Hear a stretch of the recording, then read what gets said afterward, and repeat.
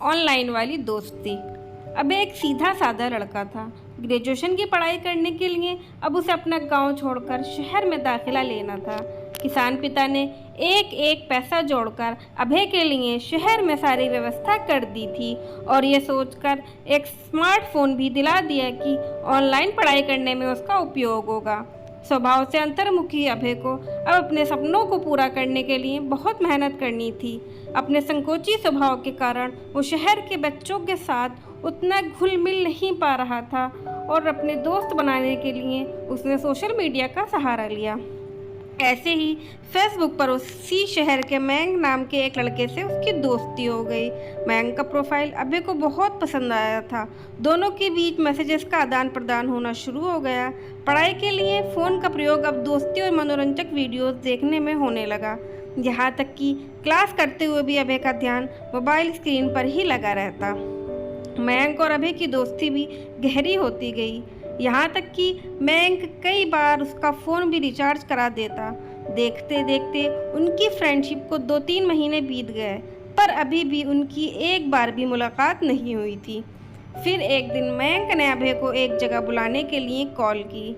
यार, एक बहुत अच्छी अपॉर्चुनिटी है, तू बस सुबह 10 बजे व्हाट्सएप पर किए गए पते पर आ जा। अब पढ़ाई के साथ साथ तू हर महीने 5,000 रुपये भी कमा सकता है और इसी बहाने हम दोनों पहली बार फेस टू फेस मिल भी लेंगे। अबे की तो जैसे खुशी का ठिकाना ही नहीं था। दोस्त से मिलने की खुशी और पैसा कमाने का अवसर मिलने की बात से वो फूला नहीं समा रहा था। अगले दिन वो सुबह जल्दी उठा और तैयार होकर मयंक के दिए पते की ओर बढ़ गया। वो जगह शहर से कुछ दूर थी, इसलिए अबे उधर जा रही एक बस पर सवार हो गया।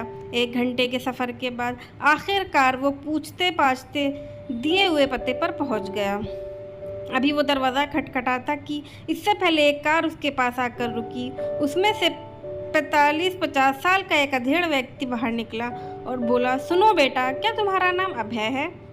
जी अंकल, अभय बोला, मुझे मयंक ने भेजा है। दरअसल अचानक मीटिंग का स्थान बदल गया है। आओ कार में बैठो, मैं तुम्हें सही जगह ले चलता हूँ, व्यक्ति बोला। अभय फौरन कार में बैठ गया और वे आगे बढ़ गए। व्यक्ति ने अभय की केयर करते हुए उसे पीने के लिए फ्रूटी दी। फ्रूटी पीने के करीब 3 घंटे बाद जब अभय की आंखें खुली तो उसने खुद को एक पार्क में लेटा हुआ पाया। उससे पेट के एक तरफ काफ़ी दर्द महसूस हो रहा था। मोबाइल और पैसे भी गायब थे। कुछ देर तक तो उसे समझ ही नहीं आया कि वो आखिरकार यहाँ से कैसे पहुँचा। फिर उसे टी शर्ट उठाकर देखा, वहाँ एक चीरा लगा हुआ था। अभय का दिल तेज़ी से धड़कने लगा। वो समझ चुका था कि उसके साथ कुछ बहुत गलत हो चुका है। वो फौरन भागकर डॉक्टर के पास गया, पर डॉक्टर ने जो बात उसे बताई उसे सुनकर उसके पैरों तले ज़मीन ही खिसक गई।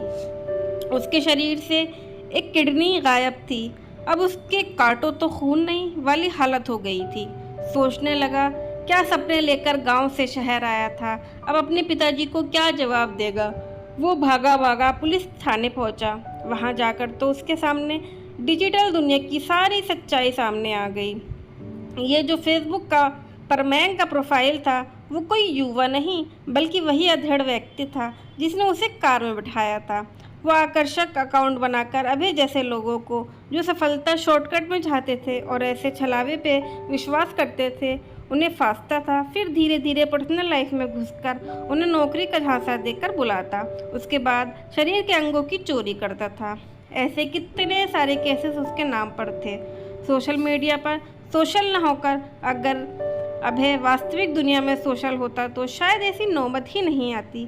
स्क्रीन के पीछे का सच अब आईने की तरह साफ हो चुका था। इतनी बड़ी ठोकर लगने के बाद अब उसने मोबाइल स्क्रीन पर अपना समय गंवाना बंद कर दिया था। वास्तविक और आभासी दुनिया के बीच का फ़र्क अब उसकी समझ में आ चुका था, पर बहुत कुछ खोने के बाद। दोस्तों, ऑनलाइन वर्ल्ड में किसी पर भी आंख मूंद कर विश्वास करना आपको मुसीबत में डाल सकता है। इसलिए सोशल मीडिया और इंटरनेट को प्रयोग पूरी सावधानी के साथ करें। फ्रेंड्स, आपको मेरी कहानी अच्छी लगी हो तो प्लीज़ लाइक करें, शेयर करें और मेरे चैनल को सब्सक्राइब करें। Thanks for watching.